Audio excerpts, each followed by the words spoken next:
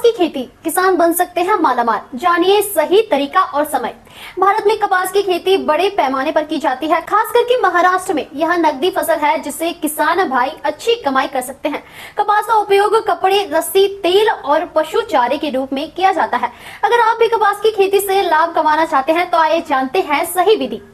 कपास की खेती के लिए उपयुक्त जलवायु और मिट्टी। कपास की खेती के लिए गर्म, शुष्क और स्वच्छ जलवायु सबसे अच्छी मानी जाती है। बीजों के अंकुरण के लिए 80 से 20 डिग्री सेल्सियस और विकास के लिए 20 से 27 डिग्री सेल्सियस तापमान की आवश्यकता होती है। यहाँ फसल 15 डिग्री सेल्सियस से 35 डिग्री सेल्सियस के बीच में उगाई जा सकती है। इसके लिए काली, मध्यम से गहरी और अच्छी जल निकासी वाली मिट्टी आदर्श होती है।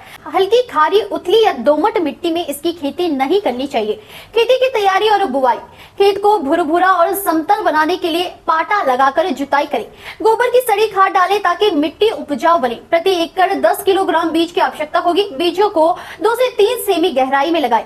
बिछाई के बाद हल्की सिंचाई करें। पहली सिंचाई 10 से 15 दिन के भीतर करें। सिंचाई और खाद प्रबंधन। फसल के अच्छे विकास के लिए पर्याप्त उर्वरक और खाद दें। मृदा परीक्षण के आधार पर खाद का चयन करें।